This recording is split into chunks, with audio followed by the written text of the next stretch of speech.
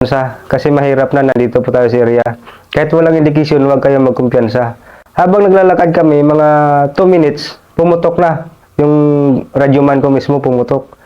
Sinigawan niya yung tao. Pag sigaw niya sa tao, yun na pula yun si Kaakoy, yung deputy secretary.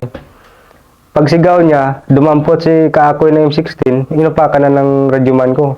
Nagkaupakan na kami, mga 3 meters lang ang gap namin, yung pagitan namin, yung malaking bato. Yung sa kabila ng kalaban. Pero advantage lang namin doon, nandun sa akin yung firepower na malakas. 2-3, isang Ultimax at saka isang 60. Noong pagkaputukan, ang ginawa ko, sinuportahan ko agad yung dalawa kong tao kasi sila ang nandun sa killing zone. Nung nasuportahan ko sila, inakyat ko ang high ground. Habang umakyat ako sa high ground, ina-arrange ko yung tao ko, yung 60 gunner, ang 2-3, dalawang 2-3 kung saan nila ipatak at saka saan nila kaya i-scour yung area. Pina-arrange ko na, naka-skirmisher na kami sa area. Habang nagputukan, ini-strikit ko yung dalawa na nandoon sa killing zone.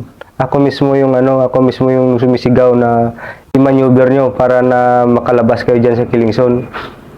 Mga 5 minutes, matagal ako na-contact doon sa area kasi inuna ko muna yung tao ko bago ako nag-contact sa isang team kasi malayo sila sa amin.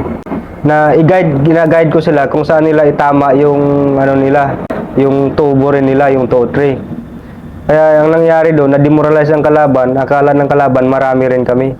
Na yung lumalaban sa kanila, 7 lang kami. Saka yung wounded ko na tao, yung si PFC Aragona, yan na pina-strikit ko agad. Nung nakita ko na na-wounded siya, natamaan, ni-recover ko siya, in-apply namin ng first aid kasi kumpleto kami sa gamit, may medical medical aid na dala. Tapos nung sabi ko sa kanya, kaya mo pa maglakad? Sabi niya, Sir, kaya ko pa.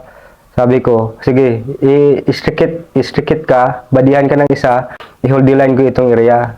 Para na in case na nandyan pa rin kami, reinforce kita. Habang nagpuputukan, dumidikit sa kalaban. Yung kalaban naman nag-withdraw kasi alam nila na nabawasan na rin sila. Marami na rin wounded sa kanila, marami na rin casualty. Hanggang sa naiwan yung mga kagamitan nila doon sa encounter site. Ang ginawa naman doon ni Sir sa akin, nag-advise naman si Sir sa akin na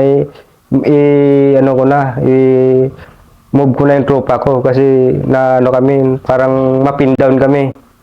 Ang sabi ko naman, Sir, kaya pa ito, Sir, sabi ko. Ayun lang ang inaano ko doon, ang bala namin, pakunti na kasi